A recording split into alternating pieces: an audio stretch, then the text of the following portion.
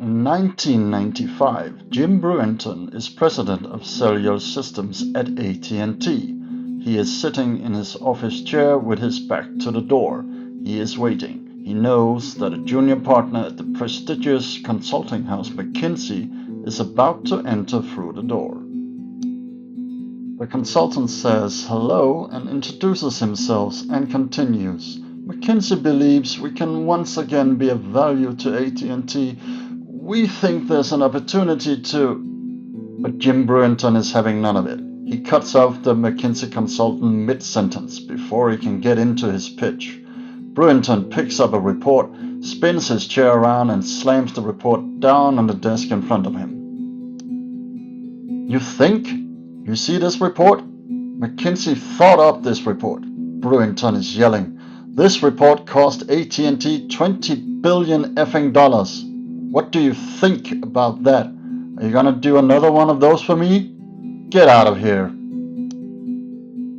To understand Brewington's frustration, we need to go back to the mobile phone market 15 years earlier in 1980. Sure, by the year 2000, the market for mobile phones would be close to 1 billion customers worldwide with a 100% penetration in most affluent countries.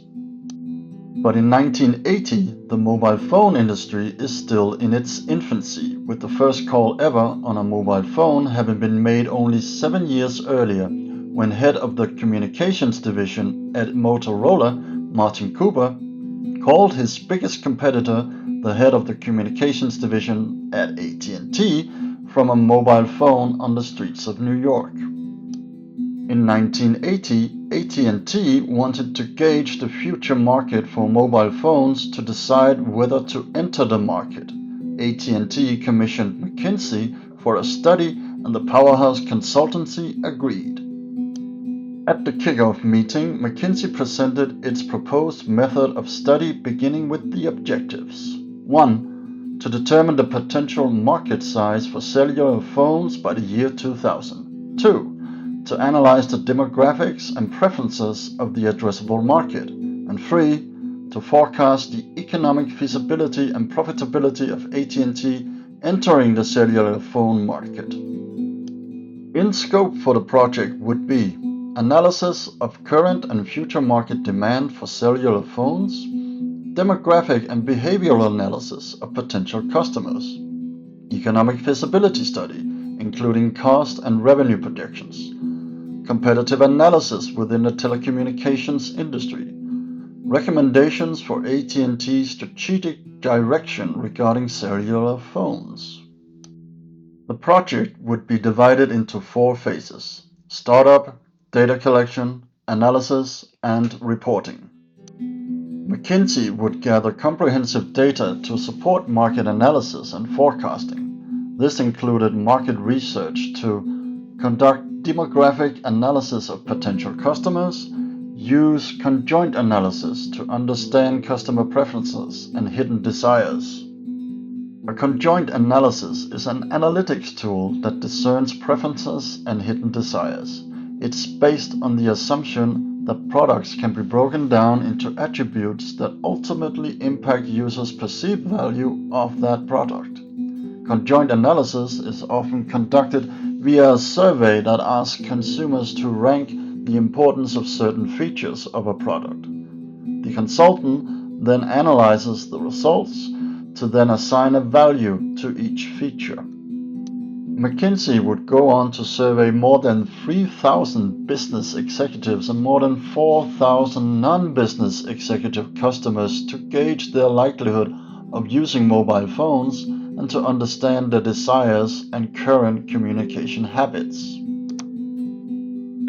Simultaneously, McKinsey would gather data to perform economic and traffic forecasts to assess future income levels and spending patterns and urban and suburban telephone traffic trends. McKinsey would also gather information on competitors like Motorola to review activities and market positioning. Finally, because a mobile phone at the time was a luxury product, McKinsey would collect sales data for luxury vehicles to act as a proxy for potential high-end consumers. In the analysis phase, McKinsey developed projections for market size and penetration rates by the year 2000 and segmented potential customers based on demographic and behavioral data. Finally, McKinsey developed different market scenarios based on varying assumptions and validated their results using other McKinsey consultants as well as hiring outside consultants to perform validation. In the final phase, McKinsey reported that the future market for mobile phones would be tiny. Don't bother, it's a niche market, a McKinsey senior partner told the top management at AT&T.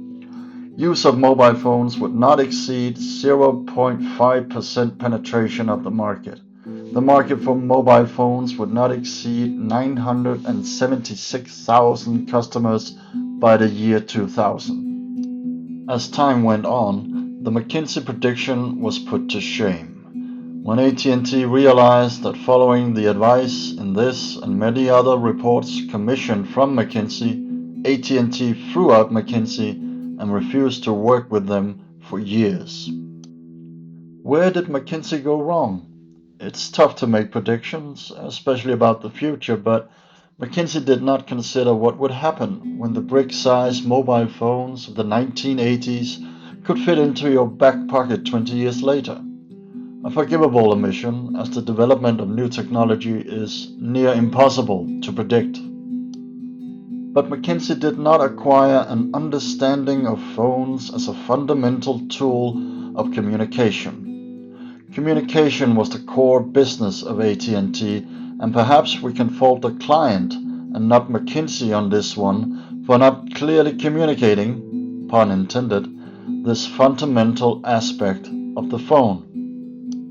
But the Ivy League trained economist at McKinsey cannot be forgiven for not even considering that once a mobile phone network was built, the AT&T's marginal cost to connect each call and to add an additional customer would be very low.